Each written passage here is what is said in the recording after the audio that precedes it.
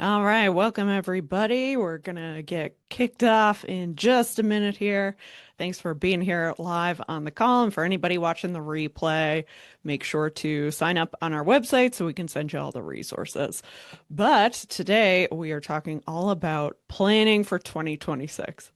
And honestly, I can't believe that's coming out of my mouth. I feel like this year just flew by, but really excited to get into this as we get everybody signed in here. See a couple people just coming in.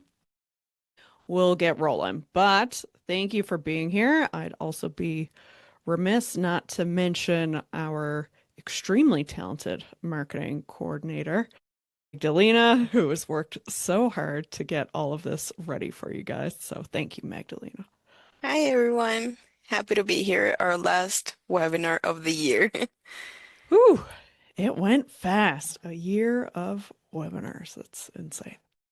But excited to do these for you guys every month. I know even if you can't show up live, a lot of people watch these after the fact, and we're always getting great feedback on them. So if there's any topic you would like to see in 2026, please let us know. We'd love to hear it. We're always looking to really give you the most value and help you grow your business. So any way that we can do that with the topics that we cover, we are totally game for it. So there are a couple resources for today. So we're going to pop those in the chat, Magdalena, if you wouldn't mind. But basically, this is a little bit of a working call in some ways because ultimately this is about your plan for the year. So we want to make sure that you've got the resources that you need to be able to make your own plan. And really, we're just guiding you through that process. And we're also going to share what we're actually seeing working right now in December 2025 and what we anticipate is going to carry forward at least into the first quarter of the year. So if you are on the call live, you should see those resources there in the chat. Again, if you're watching the replay afterwards, if you signed up by email, you would have gotten that by email. If not, feel free to reach out to us anywhere. We are very, very easy to find. So with that in mind, let's get into it. Thank you guys again for being here. So today we are talking about your 2026 marketing plan. So I know for a lot of businesses, this was a tough year, particularly in the HVAC industry. We're hearing that things are down about 30%, which is hard. So if this wasn't the greatest year for you, you are certainly not alone. But we are just on the cusp of a brand new year ahead, which means you've got the opportunity to really reflect on what worked and what didn't, and how you can go into 2026 to make it a better year. So I am curious, again, with that little preamble, where are we? Are we feeling good about 2025? Is there still some work to be done there to make this last 20 days of the year even better? So let us know in the chat or in the comments if you're watching this later. Did you meet your 2025 goals? And again, if you didn't, you were certainly not alone. We're definitely hearing more and more about this being a challenging time. So, hey, Adam, great to have you. Thanks, All right, Crystal. so perfect. So, yeah, we're just getting rolling here and curious to hear from people how they did in 2025. Like we said, has been a bit of a tough year for the HVAC industry.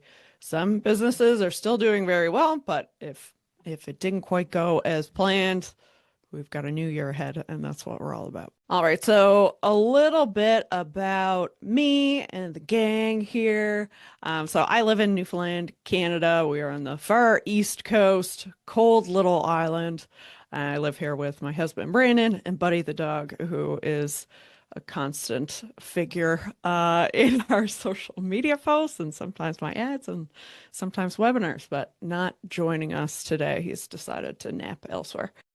I am also the proud host of the podcast for the industry, Beyond the Tools. where we go live every 2 weeks with a new guest, an expert in the industry. And I got to tell you, we've had some pretty incredible conversations on that show. So if you haven't had a chance to check out an episode lately, we are on Apple Podcasts, Spotify. You can also check it out on our website or wherever you listen to your podcasts. But this is a great free way to keep ahead of what's going on in the industry. Ultimately, what makes us happiest here at Reflective is the incredible client base that we get to serve every day and our amazing team. So it's really all about the people here, and I couldn't be more excited to be kicking off another great year with all these fine folks. So, what we're going to cover today, first and foremost, we're going to break down your goals and a budget for 2026. So, we're going to go through a pretty simplified exercise to really get you thinking about what the past year has been and mapping out a plan for 2026. So, with that in mind, we're going to dig into your lead generation strategy and what I always nerd out about the most. We're going to talk about what's actually working right now and what we see coming next. So, really just giving you a high level overview of what we're experiencing, what our clients are seeing right now in the industry when it comes to your marketing. So, give us a thumbs up in the comments. Let us know if that all sounds good. And for anybody just joining, you should also see again the chat for those that are tuning in live. We've got our workbook here that we're going to dive into in just a few minutes. So we'll share that with you again once we get there. All right. And for anybody who's looking at this and ultimately you know that you need to make a change in your marketing for the next year. I know I'm having a lot of conversations with business owners right now, some who have never really had to market themselves because things have been so good and they really want to explode their growth in the next year. Others have always invested in marketing, but they really need to diversify. Things that worked before aren't working as well anymore. So, whatever the case may be, if you are looking for some extra help, you want to explore your options there, definitely reach out to us and book a strategy call. We'll also post a link to that in the chat. And yeah, for anybody watching the replay, you've got the QR code there that you can quickly snap. All right, so without further ado, let's get into it. We've got a jam-packed hour here today, so I want to make sure we're maximizing your time and you're getting the best possible value out of this. So first, let's get into your goals and breaking things down for the next year. So the first part of that, and often what all my initial conversations with business owners go, is where have you been over the last year and where are you looking to go? So let me pop into our workbook here because we're going to dive into this a little bit more deeply. I'm knocking over lights in the background, but it's all going to be okay. So we're going to share this link again, should be in the chat there. Perfect. Thank you. Magdalena's on it. I'm just a figurehead. It's great. Okay. All right. So, looking at your 2026 marketing plan, if anybody has any issue accessing those, please let us know. But when it comes up, and I'll just click it here for a little demo, you should get this screen, which will prompt you to copy the document. So this copy, that'll go into your own Google Drive. Nobody else sees that. So this is your own private working copy that you can access to go through this, okay? So ultimately, we can scroll on down here and get into this first exercise. So we want to look at where we've been before we figure out where we're going for the next year. So what I'd encourage you to do is to just take 5-10 minutes here. I won't pause the whole training here to do this for those of us that are live, but if you're watching this after the fact, take a couple minutes here to jot down some of your data from the last year. So we want to know what your average monthly revenue was, what that annual ended up being, that here as well. Okay, we're going to break some of this down just to get a picture of where things were. So I know I spoke to a business owner yesterday who was like, hey, we did 40 installs last year. I want to do 100 this year. So having that level of clarity can really help to figure out what you need to do next. And sometimes you can't do that live on the spot. You need to give that a little bit of thought. You need to dig into your CRM. So definitely want to give you the opportunity to do so. And then knowing your average ticket. Now, you may want to do this blended between service and install, or you could break that down further if you want. So if you want to do service, install, or for those of you that are doing, plumbing, electrical, HVAC, if you have multiple trades, you can certainly break that out. Okay, so knowing your key metrics here, this is all going to come into play when we go to the next part of mapping out your budget. So we are going to come back to this. Knowing your sales conversion rate. So on average of the appointments you go to, what percentage of those actually go through to a sale? So making sure to jot down those numbers, whatever the case may be, you can put that in there.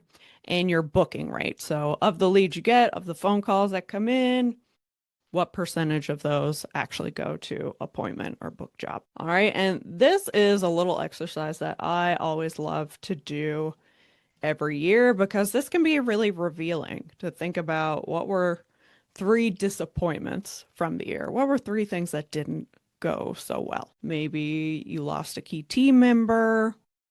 Maybe your sales were down, and digging into why that might have occurred. Maybe you planned on opening a second location and that didn't happen. What were some of those disappointments?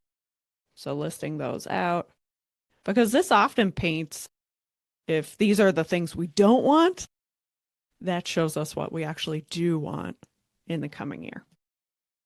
And then 3 accomplishments. I think any high performing people and certainly business owners, we are often always looking ahead so much that we are not thinking about all the great things that we've already accomplished and done. So it's just as important to reflect on what were the things that actually went really well from the past year. Okay, so take some time to do this. Again, I don't want to we've got lots to run through here, so we'll keep moving along. But if you're watching this later, pause, take some time to do this. If you are doing this live, then certainly make sure to come back to this. But hopefully, as we were chatting there, you've got a couple of ideas down here. All right, so next that brings us to our future vision. So first of all, really just mapping out where do you want to be at the end of next year. So when we're doing this webinar, December 11th, 2026, where do you want to be? What do you want to have had happened and accomplished? So again, giving you some time to do that. And more importantly, why is that important? So I know for a lot of us, we're always thinking about growth, but what is that ultimately allowing you to do? Are there personal goals that you want to achieve? Do you want to be able to take more time for your family? Do you want to buy a new house? Do you want to open up another location? Maybe you want to get to a certain point where you'll be able to sell your business or retire in 10 years or whatever the case may be. So, really thinking about why you want to hit this goal. Okay, so once we've got all that down, where we can go from there is actually mapping out how to make this happen. So again, this will be, let me go back here. So if you scroll on down in that same workbook, you will see this option again to open up a sheet. Now, I wonder, we might have to make a little edit to the link there to get that to work properly. So again, pop that in the chat just in case. All right, so you should get a spreadsheet come up here on your end now where you will again be able to make that copy. So you should see this and you can copy that document, but I will show you from our copy here. All right, so this is a great little spreadsheet exercise that we use with our clients all the time that essentially just allows you to break down your goals into much more manageable pieces and understand what you need to spend on your marketing to be able to get there. All right, so the first piece we want to do here is pop in that annual revenue goal. So anything you see here in orange, these are fields that you can fill in. Okay, and then the rest here in this teal blue color, those are going to self-populate. Don't worry about those, but here, okay, let's say in 2026, I want to be at 10 million in sales. That automatically breaks down monthly into, okay, I need to make 833,000 per month in order to hit that. Okay, I'm just going to mega zoom in here. All right, and then your average ticket. Now, this is set up, this example anyway, primarily as average ticket for an install. If you want to do this for installs or service, or you can do a blended, again, that's totally up to you. If you want to map this out, so let's say, for example, you have an HVAC division and a plumbing, you could also duplicate this sheet and then map that out separately for the two sides of the business. Okay, so you've got some option here, but for now, we're just doing a simplified example here. So let's say $8,000 for our average install ticket.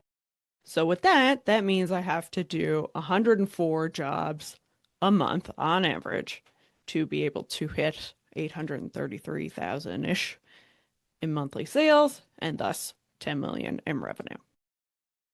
Okay, so once I know how many jobs, how many installs I need in this case, now I can go ahead and break this down from there to see what does that actually mean in terms of leads and book jobs. Okay, so here you want to put in your sales conversion rate.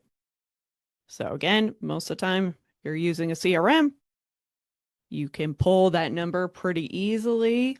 If not, if you an estimate based on, okay, if I go to 10 appointments, how many of those am I going to close? Is it 3 out of 10? Is it 4 out of 10? Is it 6 out of 10? What does that look like? So you want to put that percentage in here. And that's going to give you the number of book jobs or appointments that you need per month to get there. Okay, now I know for some of you, you do this all the time. This is easy stuff. For others, maybe don't look at your numbers as consistently. So this is just a really easy way to run through it. Okay, so if I need 347 book jobs or appointments, how many leads do I need coming in, filling out forms, calling on the phone to be able to get that number of book jobs? So this is where you put your booking rate in.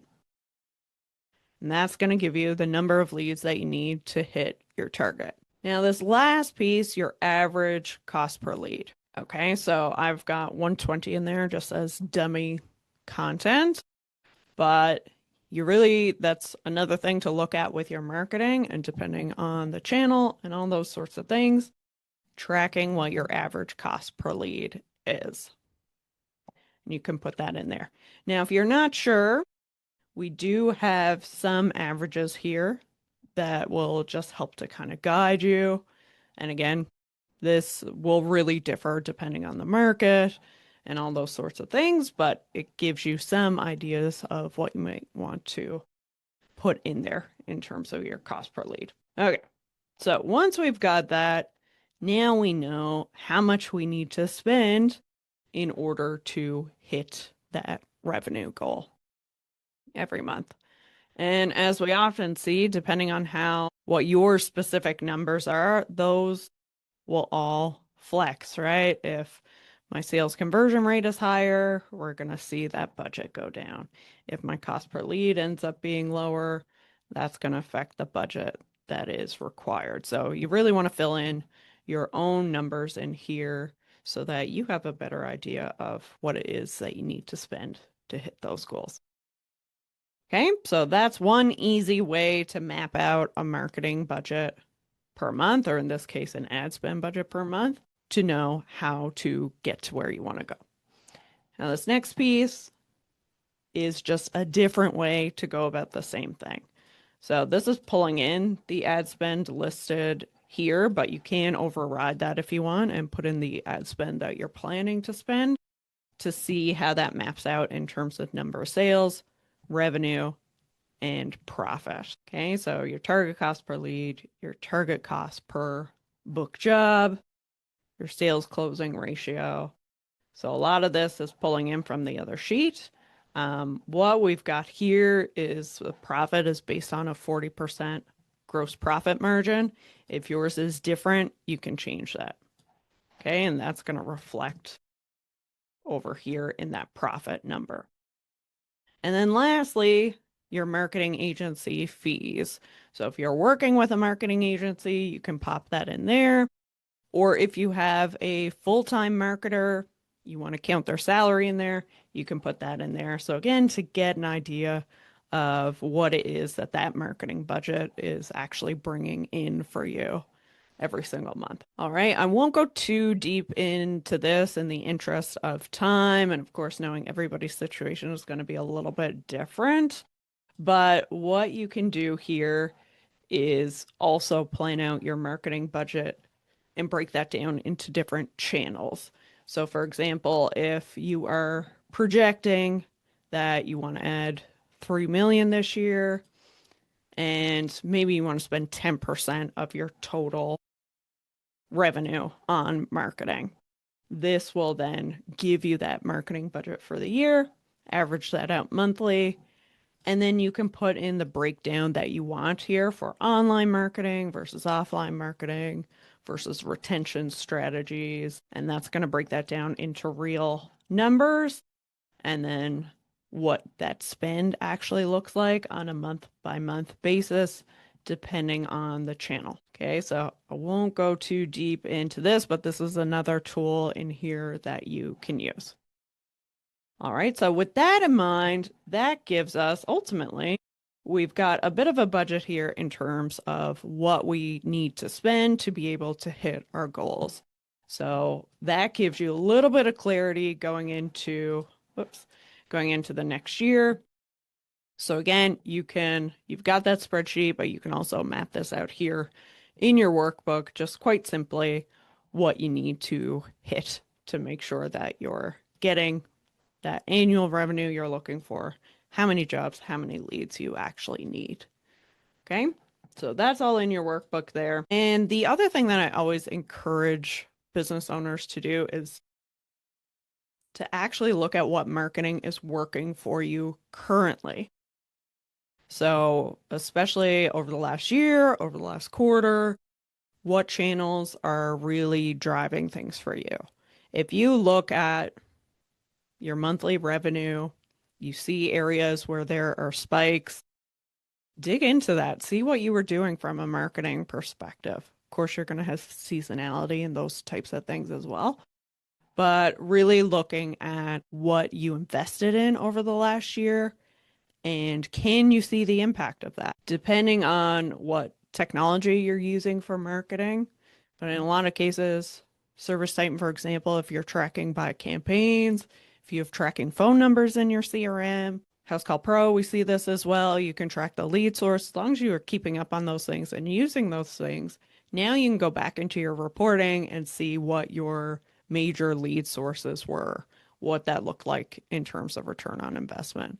Because ultimately, that's where you want to be spending your money on the things that already worked. Okay. And with that in mind, looking at what we're seeing now that's performing across the industry and what's coming next. So you may find with your marketing to get to the next level that you're looking for, maybe you do need to change up your strategy a little. Maybe you need to diversify the channels that you are using. So, giving you a high level overview of what we're seeing right now. So, one of the big topics this year, of course, was that Meta, Facebook, basically, has made a major change to their algorithm this year.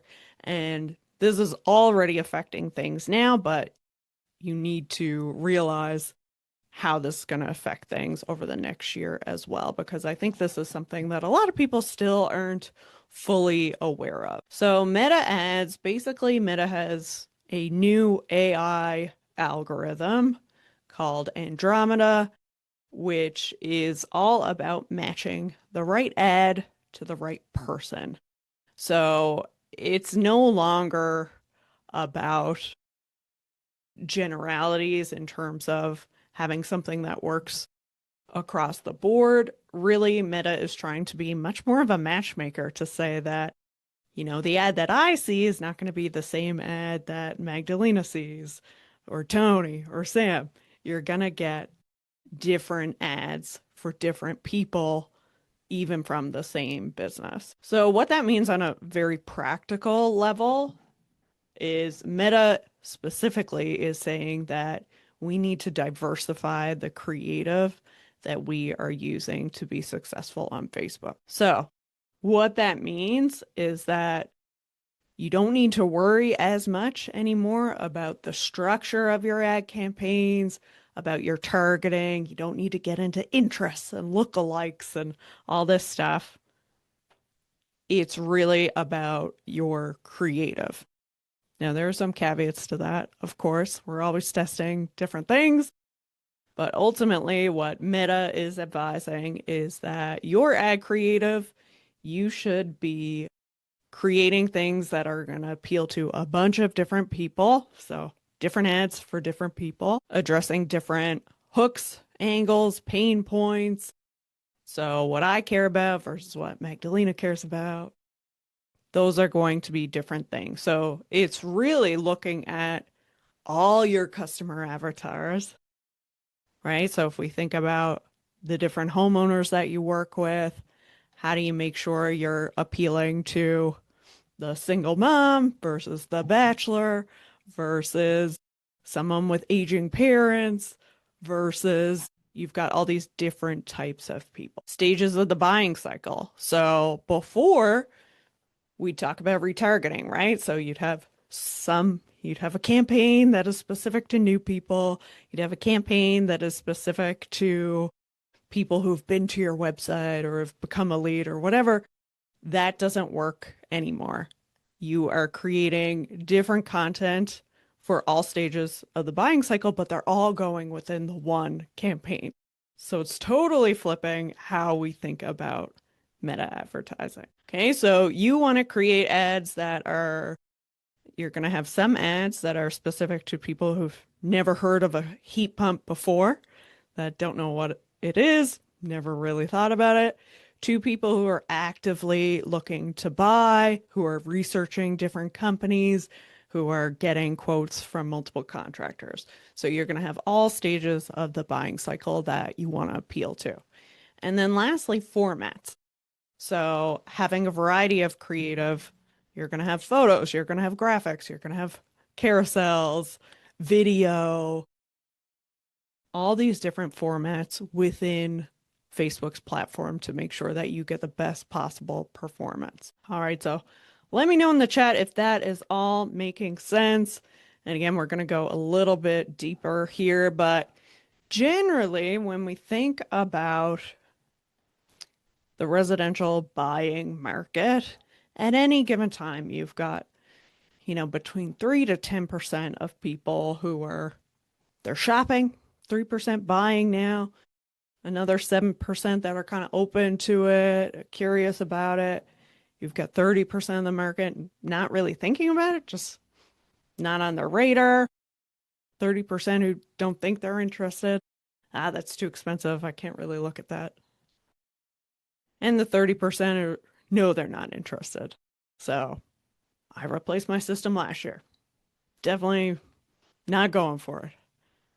Okay, so when you think about the market, what we're doing now, again, and with that Andromeda update, is that we are trying to appeal to all these different people, except the last group.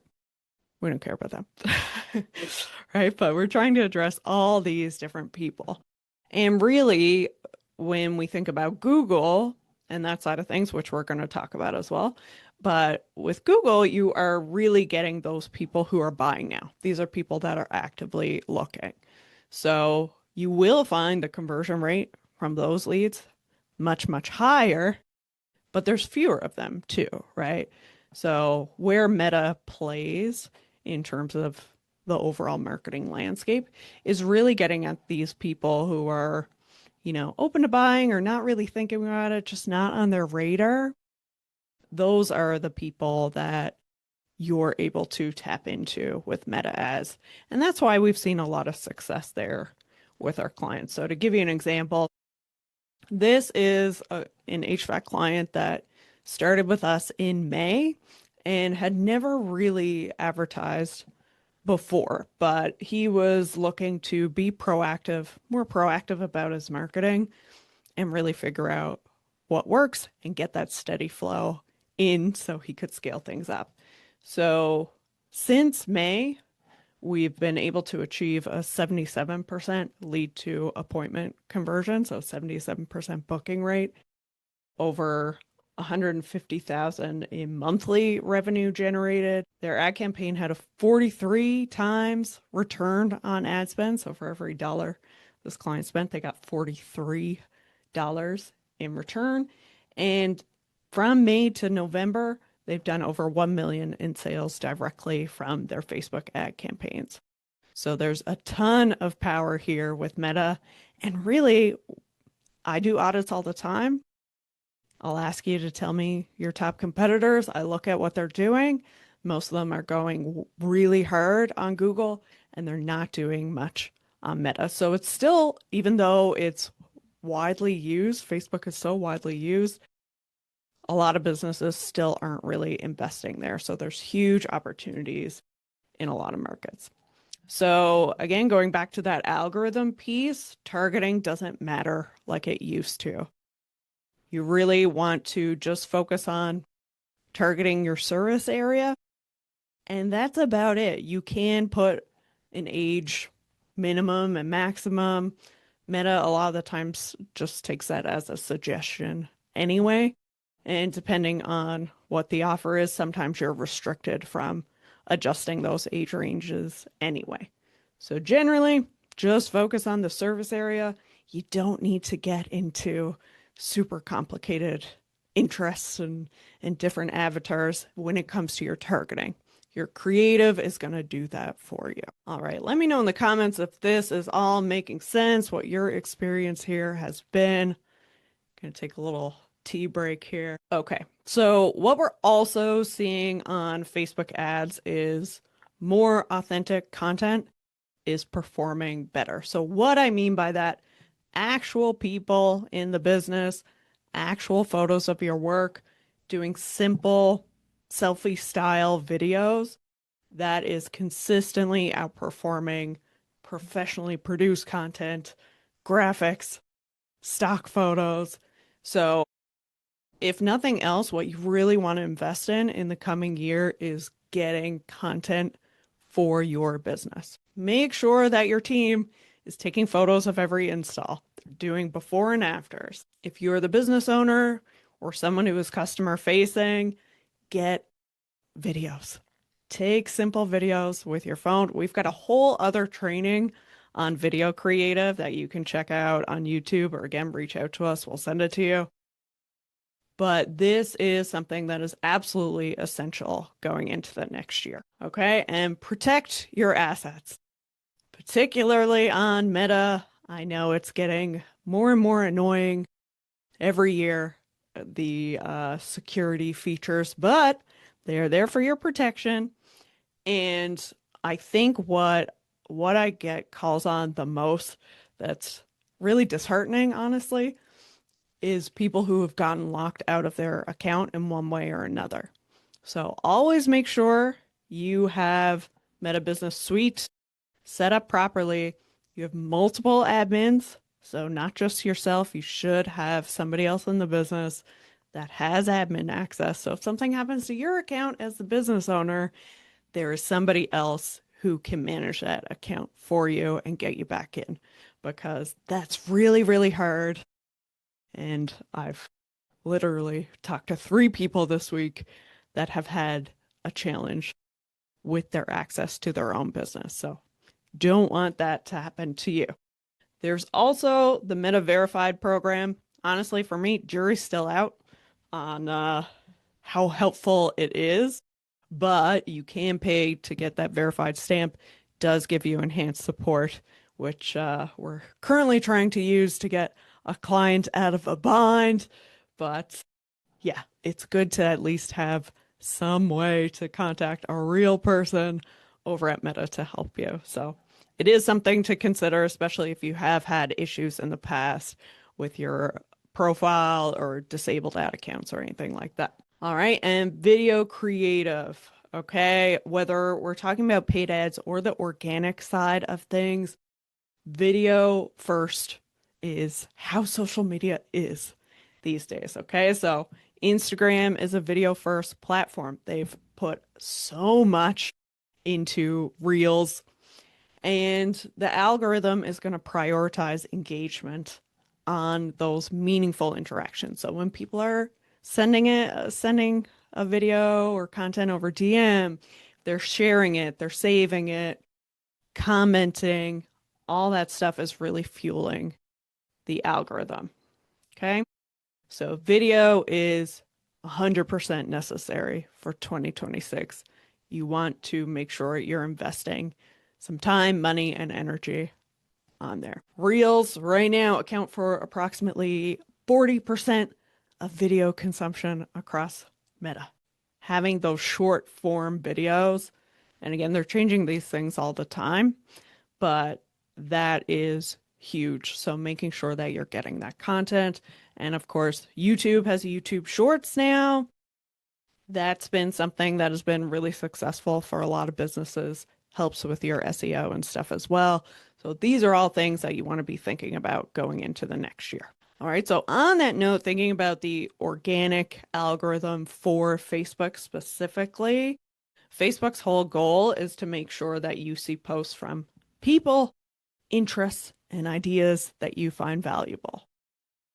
So interestingly, Facebook, similar to many other platforms, has now changed. Facebook used to be about who you knew, right? It was about the friends that you were connected with. Now it's much more interest based. So you're probably seeing that in your own feed that Facebook is suggesting content, suggesting groups, pages, content from places that you don't follow is coming up more and more in organic news feeds. Now, that's actually been shown to improve results for a lot of businesses to improve the organic reach. So it's not necessarily a bad thing. As users, sometimes it can be a little bit annoying, but with that, you really want to think about the interest of your potential customers. And that's the type of content that you want to create. So ultimately, Facebook looks at 4 ranking steps. So first, looks at all the possible inventory that's out there. And again, on an individual basis, it's looking at how you've engaged with similar content before. So those signals. All right. And AI is predicting on an individual basis how likely a single person is to interact with that post and scoring and ordering. So what that means is basically that if Facebook thinks you're more likely to interact with a post, if I'm always looking at posts about puppies and then Magdalena posts her adorable cat, I may not be as likely to see that high up on my Facebook feed because I'm really into puppies. That's kind of the idea there. So ultimately, when it comes to the organic content side of things, you want to think about how you can engage different types of people. So again, pretty similar to what we're seeing on the ad side of things. Different types of content, different types of people. You are trying to hit a lot of different demographics as opposed to finding one thing that works for most people. It's about how do you connect with individual types of people. Okay, Google business profiles. I'm going to go a little more high level with some of this stuff in the interest of time. So ultimately, there is a lot more AI moderation going on there. You are seeing the ability to generate a QR code for your reviews now, which is great to make it a little bit easier. You do want to be careful about the links that are in your Google business profile and that they're specific to the location that is in that profile. And staying active. So making sure you have posts regularly, you're replying to reviews. You want to think about replying to reviews and using some of your keywords in those responses to really help your SEO. Okay, and Google LSA, we're still seeing really great success for LSA for a lot of clients. I know in some markets it's really competitive and can be really tough, but it's still a big player. New this year, so all reviews are now under your Google business profile. If you were running LSA before and you had your Google business profile, for a while there, reviews were totally separate. They are now consolidated, which makes it much easier to manage.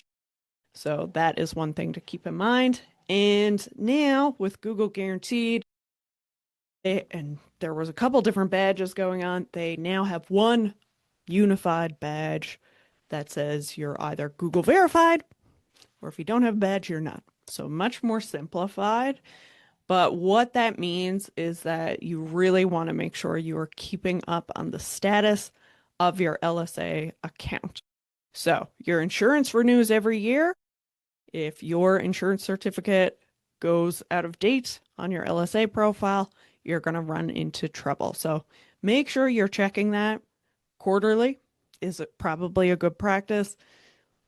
Or put a couple of reminders in your calendar for next year when you know your insurance renewal is coming up that you are proactively getting that new certificate up there or anything else that might expire or need to be updated. All right. And lead disputes on LSA have definitely gotten a lot more tricky. We're seeing more AI used to be able to judge whether a lead is legitimate.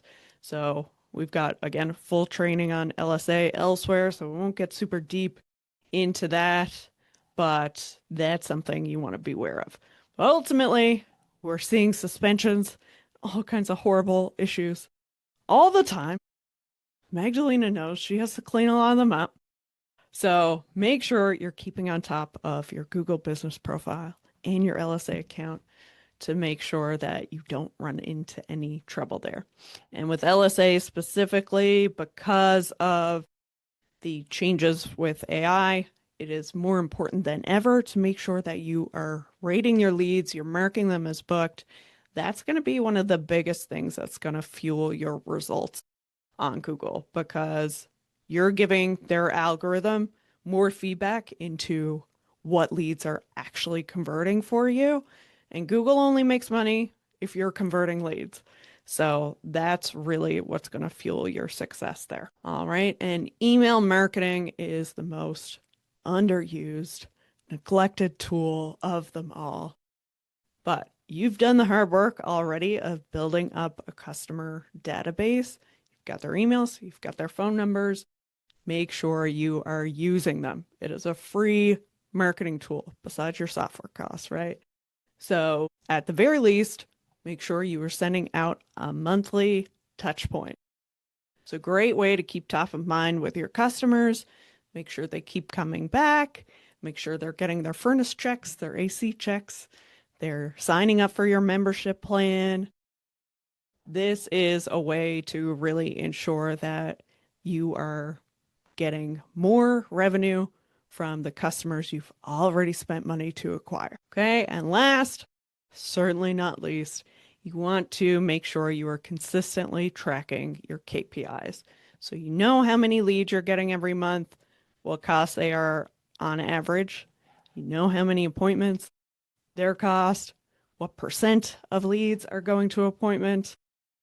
And same thing with sales. Average cost, percent, close rate, your average sale value, your average ticket, and your return on investment. So with that in mind, those are the I was going to say number one, number 10. I don't know how many those were. Things that you need to keep in mind going into 2026. Again, we're focusing on video creative. We're diversifying our lead sources by doing more with Facebook ads. We're making sure we're pleasing Google. We're keeping everything verified and up to date. We're responding to reviews. We're rating our leads. And we're not neglecting our existing customers. We're reaching out to them regularly by email and text to not only educate them, but also to boost your revenue and your lifetime value of a customer and tracking all those efforts along the way. So with that in mind, what we've covered here, especially on the ads front, is just a small piece of the puzzle of what we do for our clients every single day with our HVAC lead driver system. If you need help with your marketing, please reach out. We can talk about how to implement some of these things in your business, and no obligation there at all as well. I'll be happy to tell you if what we do is not going to be a fit for you and you should keep doing what you're doing. Okay, so with that in mind, this is what we covered today. We went through looking at 2025 and your metrics there. We talked about breaking down your goals and your budget for 2026. We went through mapping out your lead generation strategy, how much you should be spending on your ads, what to look at in terms of different channels. And we talked about what we're seeing working right now across multiple platforms and what to expect in the coming year. So with that, I hope you're going into the next year feeling more confident, more clear on your direction, and that you're going to make this an even better year coming up. So thank you all for being here. Again, reach out to us anytime if you need any further support. We are going to be running this topic again in January. So if you want to join us live, of course, we will update anything in the interim. Magdalena knows I always like to make last minute, like, oh, we should tell them about this or this is going on.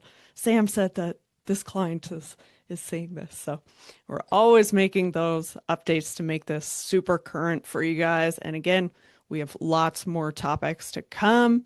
If there's something you'd like to go a little bit deeper on, we probably have a past training session on it. So feel free to reach out and we'll be happy to grab that for you. If there's any questions, happy to stick around. Otherwise, really appreciate you guys being here. Thank you to those watching the recording and can't wait to hear all about what you do in 2026.